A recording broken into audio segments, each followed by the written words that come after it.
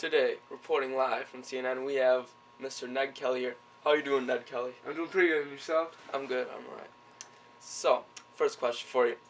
Did you really think that you and Tess would have really had the life you plan on having? Yeah, I believe that we could have made it work, She was quite an amazing person. What were you thinking to yourself when you saw that beautiful lady on the beach walking by herself?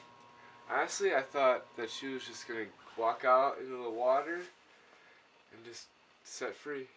She looked really upset, and that's why I went and made sure everything was okay. What was going through your mind while you were driving to the first house to set off the alarms? I was more nervous than anything, really. It kind of felt like, free throw, game's tied. You gotta shoot a free throw to win the game. Pretty stressful.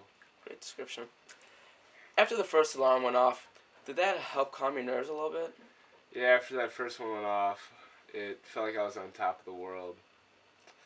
And I only had 3 left to do. Once you found out that the painting was already gone, what were you thinking? I was just angry that someone beat us to it. I just couldn't figure out who would have known about them. Now, why exactly did you go to the hotel before stopping at the safe house? I wanted to see Tess and tell her that I loved her and that she didn't have to worry about anything. And how did you feel once you found out that she had been brutally murdered? I was torn apart. She was everything to me, and she was gone. When you went to the safe house and found all of the commotion going on, well, what did you think? I thought the cops followed the guys back to the safe house, and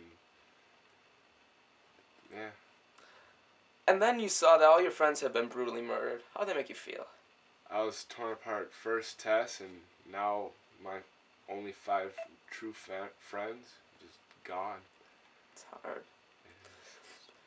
So, what were you thinking when you saw that the FBI agents were coming to your door? I was going crazy because I knew that they were coming to arrest me and take me in. Now, why exactly did you hold Ellie hostage? Honestly, I don't know. It was just a last minute thing. I'm pretty glad I did.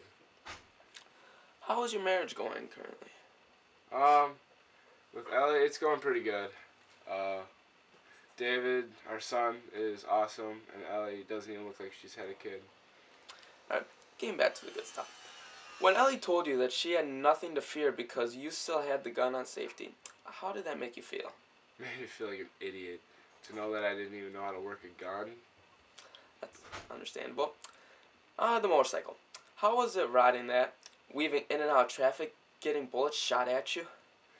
It was scary, but yet awesome at the same time. The thing was so fast, but when they're shooting at it, it just feels like you're going 2 miles an hour. Whose idea was it to kidnap Liz Stratton anyways? I'll be honest, it was mine, and Ellie kind of helped with that one too. Why'd you do it? The reason we did it was because we needed some official evidence that her husband was trying to frame us, and, it was all her husband's fault. After you got her on your side to get back at her husband, were you shocked at when you heard she was killed? Yeah, I was pissed after I found that out. She was the only thing we had left, and it was gone too. Who do you think ordered the hit on Miss Liz Stratton? Her husband, duh. Alright, and why would he do that? Why wouldn't he? She framed him for an affair, and he knew that she was gonna hold that against him and turn him in for the whole art stuff. So jumping to the last scene. When Mr. Stratton is getting away, what was going through your head?